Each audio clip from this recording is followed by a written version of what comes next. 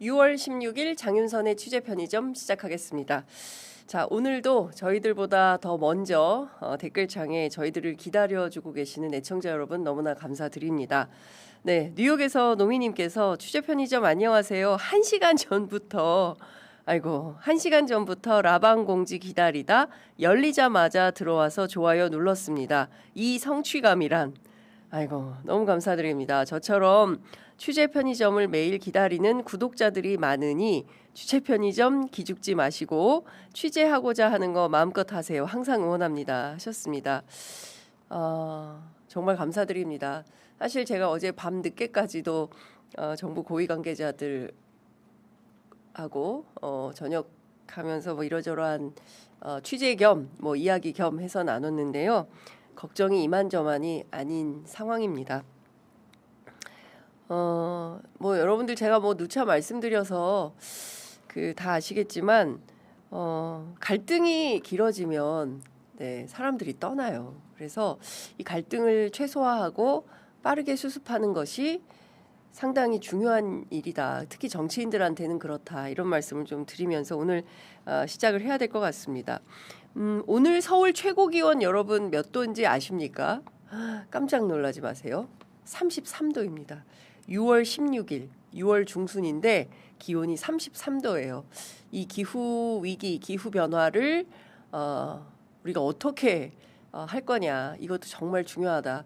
저희 취재 편의점 스튜디오에 에어컨이 세게 틀어져 있는데 기계들 때문에 그렇긴 한데요. 여러 가지를 생각하게 하는 아침이다라는 생각이 좀 듭니다. 자, 지금 현재 유럽 순방 중인 이재명 대통령 어젯밤 늦게 X를 통해서 미국 이란 전쟁 관련 협상이 타결된 데 대해서 환영의 입장을 밝혔습니다. 이재명 대통령은 국제사회가 오랫동안 기대해온 사태 해결을 위한 중대한 진전이다라고 평가를 하면서 이번 합의를 통해서 중동 지역의 평화와 안정이 조속히 회복이 되고 영내 주민들의 안전과 번영을 위한 기반이 마련되기를 기대한다라고 밝혔습니다. 무엇보다 글로벌 에너지 수급이 안정화되고 그간 호르무즈 해협 항행에 제약을 받아온 우리 선박과 선원들을 포함해서 모든 선박이 조속히 안전한 운항을 재개할 수 있기를 기대한다라고도 밝혔습니다. 그동안 중동 지역의 긴장 고조는 에너지 가격 그리고 물류비 상승을 초래하면서 국내 물가, 기업 경영 그리고 또 우리 국민 일상생활 전반에 상당한 부담으로 작용해 왔기 때문에 단기간 내 변화를 체감하기는 어렵겠지만 그래도 우리나라 경제의 불확실성이 점차 해소되며 회복의 계기가 되기를 기대한다라고 밝혔습니다. 일단 60일간 휴전을 하는 것입니다. 60일이 더 중요하다. 앞으로 있을 이 60일간에 미국과 이란이 특히 핵 문제와 관련해서 어떤 합의안을 도출하느냐에 따라서 특히 이 사이에 이스라엘 제발 네타냐후 총리 다른데 또 폭격하고 판을 흐리지 않기를 진짜 기대를 하는데요. 이 60일간의 제대로 된 협상이 마련이 된다면 중동 평화를 넘어서 다음은 한반도, 북한 문제, 북한 핵 문제를 둘러싸고 올 가을까지 또 가을 넘어 11월 미국 중간 선거까지 어떤 해법이 나오지 않을까 기대를 해보게 되는 아침입니다. 자, 오늘 준비한 첫 번째 소식 영상으로 만나보시겠습니다.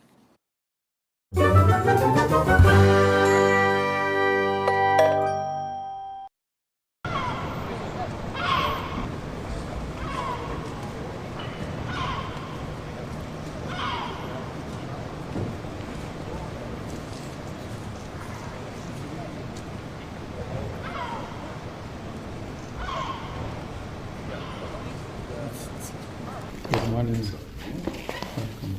만나뵙기로서 반갑습니다. Nice to meet you.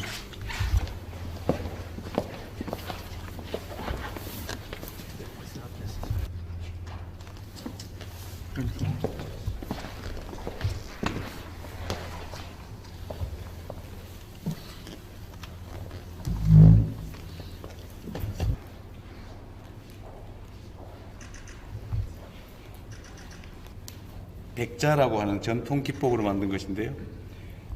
This is white porcelain multi-purpose lidded jar.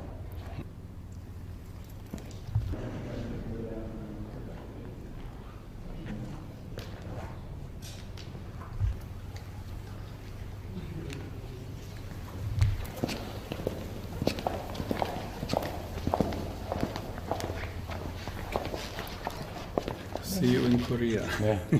Are you waiting? Very good. 네, 이재명 대통령 현지 시간으로 15일 오전 9시 바티칸 교황청 사도궁에서 레오 14세 교황과 만났습니다. 약 30여 분간 단독 면담을 진행했는데요. 이 자리에서 이재명 대통령 교황에게 방북도 제안한 것으로 전해지고 있습니다. 위성락 안보실장이 면담 뒤에 현지에서 기자들과 브리핑을 가졌는데요.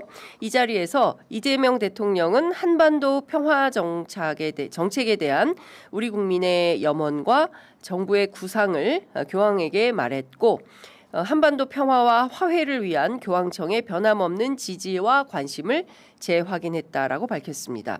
이어서 위 실장은 내년 한국에서 개최 예정인 세계 최대 규모의 가톨릭 청년 행사 세계 청년대회의 성공적인 개최를 위해서 대통령과 교황이 긴밀히 협력해 나가기로 했다라고 덧붙이기도 했습니다.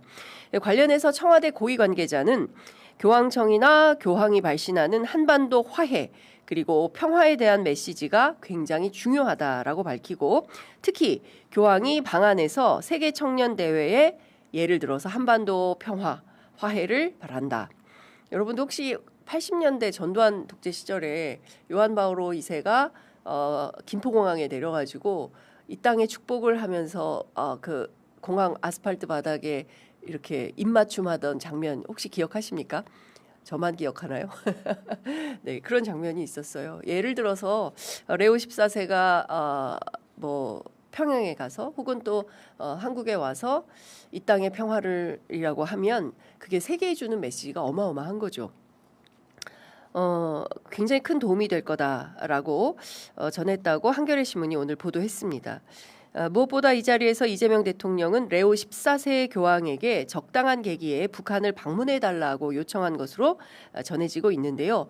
만약에 성사가 된다면 세계 청년대회가 열리는 내년 8월이 유력한 것으로 전해지기도 합니다. 청와대 고위 관계자 이런 이야기도 했습니다. 교황은 주고받기식의 대화를 하시는 스타일이 아니다. 주로 경청하신다고 하는데 우리의 요청에 대해서 교황이 어떤 반응을 보였는지는 잘 모르겠다. 이렇게 전달하고 방북하려면 북한에 초청이 있어야 하고 절차는 꽤 복잡하다. 이렇게 밝힌 걸로 전해집니다. 뿐만 아니라 작년 7월에도 이재명 대통령은 교황청 성직자부 장관인 유흥식 추기경을 만나서 레오 14세 교황이 한반도 평화를 위해 오시는 길에 북한도 한번 들러보시면 어떨까 하는 생각이 든다라고 전한 바 있지요. 전날 바티칸에서 유흥식 추기경이 기자들과 만났는데요. 이 자리에서 기자들에게 전한 말이 있습니다. 북한에서 교황을 초청을 하고 또 여건을 만들어야 한다. 교황님이 미국 출신이기 때문에 예전보다 또 북미 관계에서도 일정 정도 역할을 할 수 있지 않겠냐 이런 발언을 한 걸로 전해지기도 하는데요.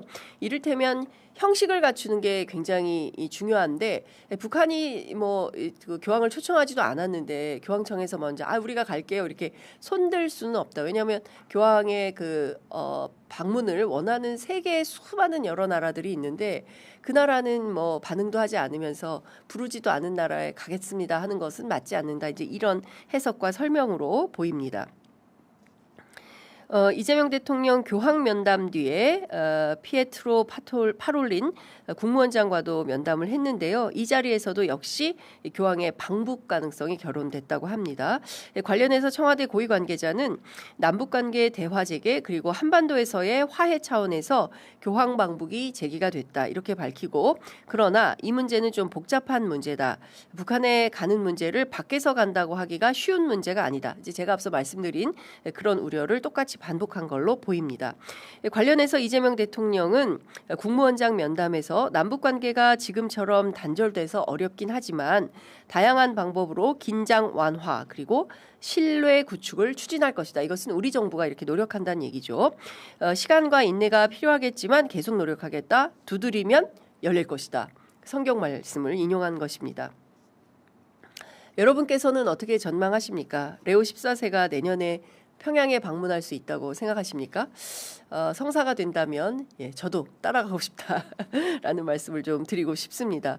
댓글창에 여러분들께서 어떤 의견들 보내주시는지 살펴보려고 하는데요. 네, 그렇군요. 북한 종교계의 방문을 체제에 위협적으로 받아들일 것입니다. 이런 의견도 있고요. 생각만으로도 매우 벅찹니다. 이렇게 기억나지요? 제가 아까 말씀드린 것에 대해서 카나에님께서 답변을 주셨습니다. 한국에 꼭 오시면 좋겠습니다. 이런 얘기들 달아주시고 계십니다. 로맨스 그레이님께서는 선풀 달기를 제안합니다. 갈등 부추기는 댓글은 반민주 세력의 댓글 알바들입니다. 사회자의 현명한 대처를 바랍니다. 네, 현명하게 대처하겠습니다. 네, 선풀 달기 제안에 적극 환영의 말씀을 좀 드리겠습니다. 서로 이렇게 욕설 퍼부어봐야 세상은 달라지지 않습니다. 중요한 것은 선한 마음이. 김대중 대통령 어떻게 하셨어요? 햇볕 정책. 결국엔 어떻습니까? 뜨거운 햇볕을 쬐어야 외투를 벗게 되지 않습니까? 그렇게 해서 화해, 평화의 길로 가는 거 우리 역사에서 많이 보지 않았습니까? 갈등하지 마세요. 욕해봐야 본인만 정신 건강에 나빠집니다. 라는 말씀 좀 드리겠습니다. 관련해서 조금 더 소개 말씀드리도록 하겠습니다. 가톨릭 역사상 북한을 공식 방문한 교황 기억나십니까? 역사상 단 한 명도 없었습니다. 우리 정부와 교황청이 한반도 평화를 위해서 수차례 교황의 방북을 추진하고 또 타진하기도 했지만 북한은 일체 응하지 않았습니다. 공식 초청장이 와야만 교황청에서 검토를 할 수 있는데 북한은 교황청에 공식 초청장을 보낸 적도 없습니다. 그리고 주로 이 교황의 방북은 민주정부 시절에 적극 추진이 됐습니다. 그만큼 한반도의 항구적인 평화를 위한 의지가 민주정부 때 훨씬 더 강력했다. 이렇게 진단할 수 있는 것인데요. 첫 번째 방북 추진은 김대중 정부 시절이었던 요한 바오로 2세였습니다. 26년 전입니다. 6.15, 2000년 6.15 남북 정상회담 여러분 기억하시죠? 저도 지금도 기억합니다. 서울공항에 도착하셔서 그 빨간 카페트 밟고 연단 위에 서서 원고도 없이 막 연설하시던 그 김대중 대통령님 너무너무 생각이 나죠. 그때 그 연설 들으면서 아마 모든 국민들이 가슴이 뭉클했고 이렇게 눈물이 왈칵 쏟아졌던 그런 장면이다 생각이 되는데요. 당시에 김대중 전 대통령이 바티칸을 직접 방문해서 요한 바오로 2세에게 직접 방북을 요청했습니다. 당시 교황청은 북한 주민들을 돕기 위한 인도적 대표단 파견을 하면서 방북을 진지하게 검토를 하긴 했지만 단지 교황청이 전제 조건으로 제시한 게 있었어요. 카톨릭 신부의 북한 안의 상주 그리고 사목 활동을 좀 허용해라라는 요구였는데 북한이 이것을 거부했습니다. 그러면서 결국 성사되지 못했죠. 두 번째 방북 추진은 역시 문재인 정부 때였습니다. 민주정부죠. 촛불혁명 정부였습니다. 프란치스코 교황의 방북을 추진했었습니다. 2018년 남북 대화 어마어마했었죠. 북미 대화 활발했습니다. 적어도 하노이 결렬이 되기 전까지만 하더라도 곧 남북관계에 정말 엄청난 진전이 있을 거라고 기대했고 걸어서 그러니까 육로로 북한 개성을 통해서 쭉 올라가서 신의주, 함흥 뭐 이렇게 쭉 올라갈 수 있지 않을까. 우리가 진짜 평양에 가서 그야말로 평냉 그리고 대동강 맥주 이런 거 먹을 수 있지 않을까 기대했었는데 아이고 안 됐습니다. 당시에도 역시 문재인 대통령은 바티칸을 방문해서 김정은 국무위원장의 방북 초청 의사를 프란치스코 교황에게 전달을 했고요. 또 당시 프란치스코 교황은 북한이 공식 초청장을 보내온다면 무조건 응답하겠다라는 강력한 의지를 피력한 바 있습니다. 그러나 앞서 말씀드린 대로 하노이 회담이 결렬되고 남북관계가 다시 경색되면서 북한의 공식 초청장이 발송되지도 않았고 결국 최종 무산이 됐습니다. 그리고 오늘이에요. 그리고 오늘입니다. 자, 청와대 고위 관계자의 말처럼 교황의 방북을 추진할 수는 있지만 진짜 실행이 될까?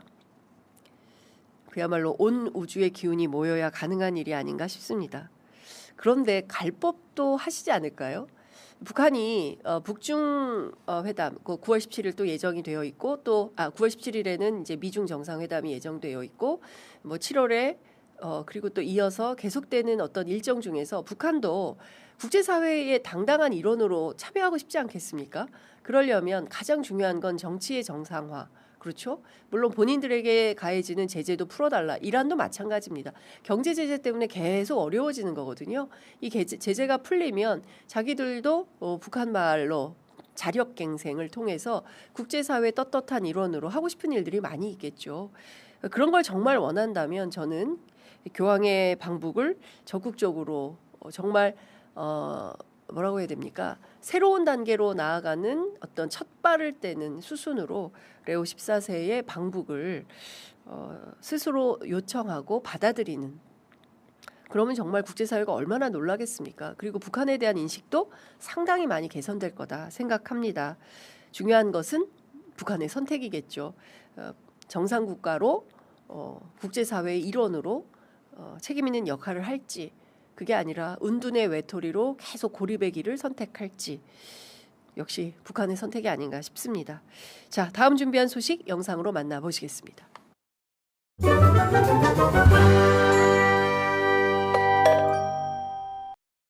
오늘 긴급 최고위원회 회의에서 있었던 내용 말씀드리겠습니다. 오늘 국민의힘은 소청 관련된 논의를 했었고요. 결론을 먼저 말씀드리면 전면 재선거를 하기로 결정되었습니다.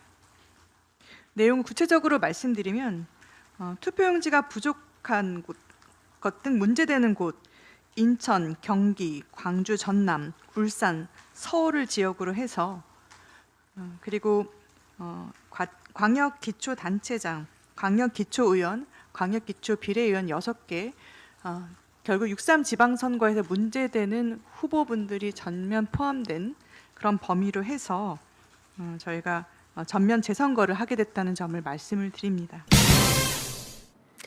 네, 댓글창에 보니까 카나에님께서 안타깝지만 이제라도 잘 되어 대화의 창이 열리면 좋겠습니다. 이런 의견 보내주시고 계십니다.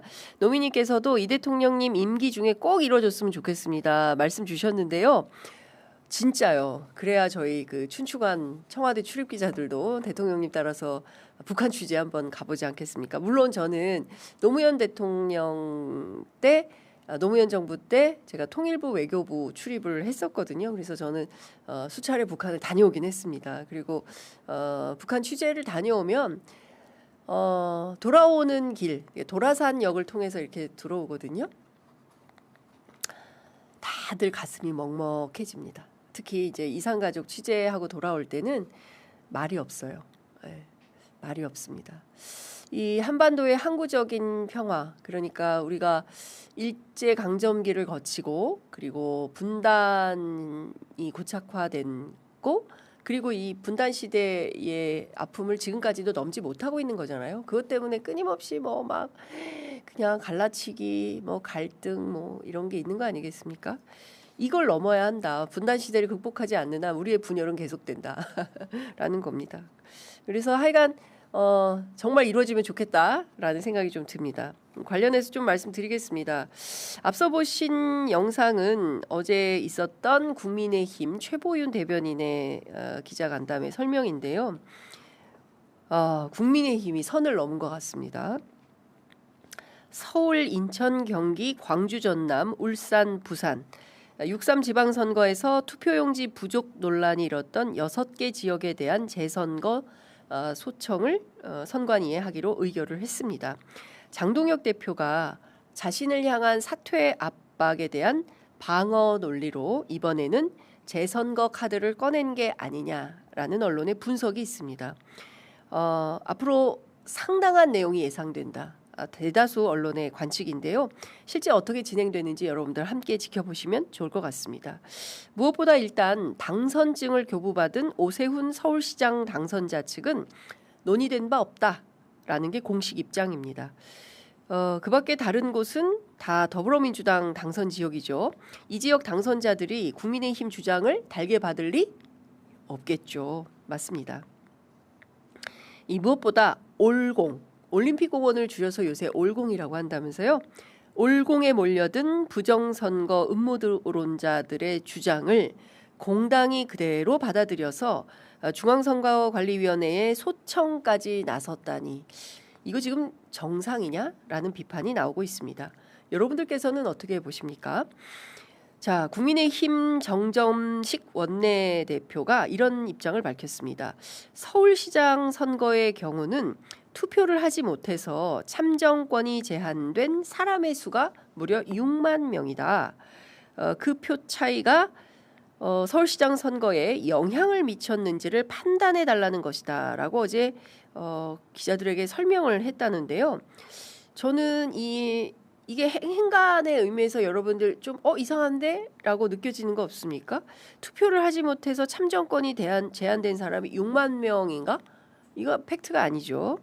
이 기사가 잘못 써진 건지 정점식 원내대표가 말씀을 틀리게 한 건지 이거는 조금 더 사실관계 확인이 필요하다라는 생각이 좀 드는데 검사 출신인 정점식 원내대표가 이렇게 팩트를 틀리게 말씀하셨을 리는 없다. 저는 개인적으로 생각을 합니다. 조금 더 팩트를 가지고 설명을 드려보겠습니다. 중앙선거관리위원회의 최종 개표 결과는 오세훈 후보가 득표율 49.22% 모두 257만 5,819표를 얻었습니다.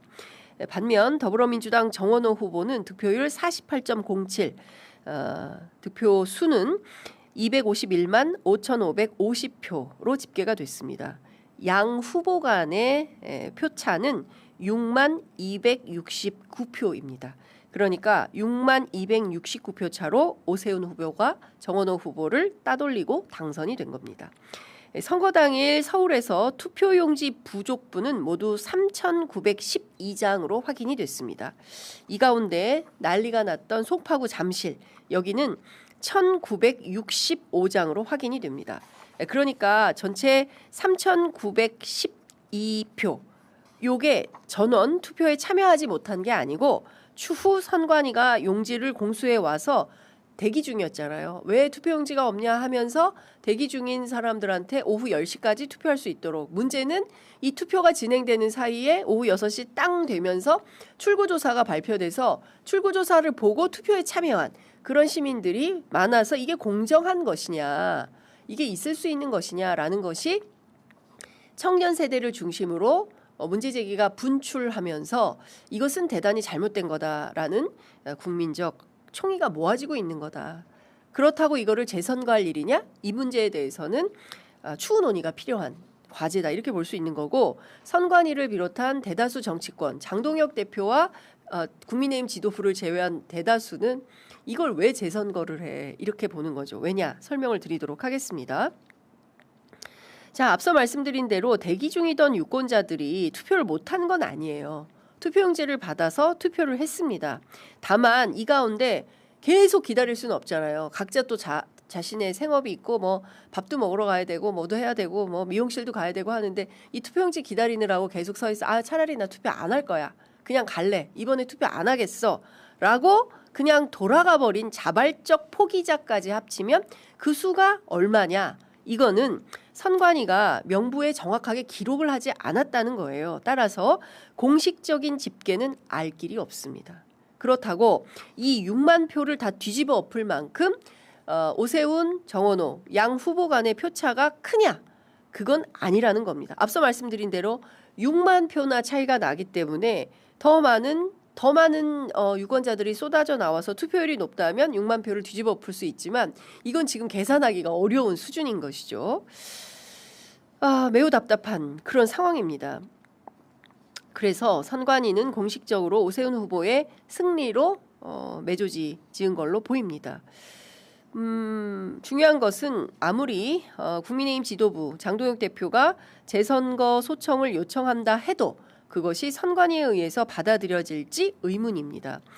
선관위는 선거일 이후에 14일 안에 후보자나 정당 또는 낙선자가 소청을 청구할 수 있도록 제도는 만들어 두었습니다. 그러면 중선관위는 접수일로부터 60일 이내에 관련된 결정을 내려야 합니다. 기각 또는 인용 결정을 내리게 되는데요. 대체로 기각 가능성이 높다 이렇게 전망합니다. 만약에 인용한다 그러면 선거 무효가 결정돼서 당선 교시는 무효가 되고 바로 재선거가 확정이 되게 되는데요. 여기에 불복하면 10일 이내 대법원의 결정 통지일로부터 10일 안에 선거 소송을 또 제기할 수는 있어요. 이때 대법원이 선거법 위반 또는 선거 결과 영향 여부를 최종 심판해서 대법에서 선거무효 판결이 나와야만 강제적으로 재선거를 실시하게 됩니다. 이 복잡한 절차를 장동혁 대표는 지금부터 하자라는 건데요. 앞서 제가 말씀드렸죠. 기각 가능성이 매우 높다. 그럼에도 불구하고 도대체 이걸 왜 이렇게 주장을 하는 걸까요? 심지어 그 공당의 대표가 부정선거, 재선거 이거 가지고 지금 시위에 참여도 하고 있는 거 아니겠습니까? 나경원 의원도 가서 태극기 그리고 있더라고요. 뭐냐? 지금 본인에 대한 사퇴 압박이 계속 커지니까 출구 전략으로 요거를 선택한 거다. 이런 분석이 지배적입니다. 장동혁 대표는 위기가 닥칠 때마다 단식, 필버 뭐 이런 걸로 위기를 돌파해 왔기 때문에 이번에는 올공광장의 힘으로 부정선거, 재선거로 돌파해보겠다. 이런 심산 아니냐는 거죠. 국힘 내부에 반발은 없겠습니까? 18일 국회에서 의총이 예정돼 있습니다. 벌써부터 반발이 거셀 것이다라는 예측이 언론을 통해 제기가 됩니다. 최소한의 절차적 민주성을 가져달라라는 요구도 묵살한 상태이기 때문에 그러한 것인데요. 결국 중요한 것은 장동혁 대표가 본인의 당권 유지를 위해서 이런 것들을 도구화, 수단화하고 있다는 것입니다. 책임은 지고 싶지 않고 당대표 권한은 계속 누리고 싶기 때문에 대표 사퇴 요구를 이런 걸로 돌파하려는 것이죠. 관련해서 양향자 최고위원이 이런 얘기를 했습니다. 좀비 지도부 총사퇴합시다. 이런 요구를 하고 있는데요. 기자들이 이제 숫자를 세어보니까 딱 둘인 거죠. 지금 양향자, 우재준 두 사람은 사퇴할 수 있는데 나머지 사이는 가능성이 반반이라고 합니다. 그 서울의 지역구를 두고 있는 신동욱 의원 또는 그 최고위원이 직업인 분 계시죠. 김재원 최고. 두 사람 정도가 개심을 하면 이 변화를 만들 수 있는데 과연 그럴까? 모르겠다라는 분석이 지배적입니다. 부정선거 음모론까지 끌어들여서 자리보전을 하겠다라는 것인데요. 이 목리 당해낼 수 있을까요? 국민의힘 의총을 지켜보도록 하겠습니다. 자, 다음 준비한 소식 영상으로 만나보시겠습니다.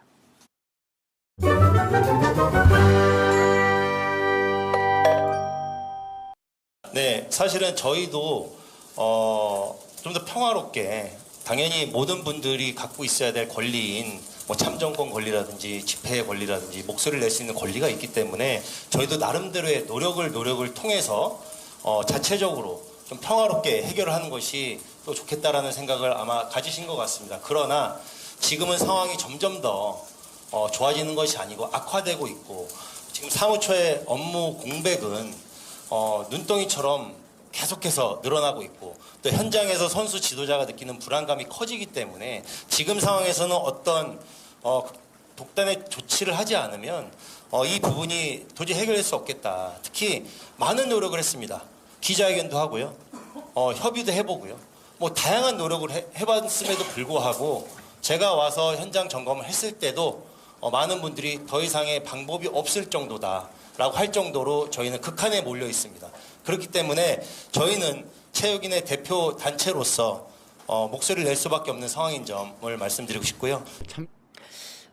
매우 심각합니다. 유승민 대한체육회장의 어제 기자회견 내용 함께 보셨는데요. 가능한 한 빨리 공권력을 지원해달라라고 정부에 공식 요청을 하고 있는 겁니다. 벌써 12일째입니다. 12일째 올공 시위를 이어가고 있는 건데요.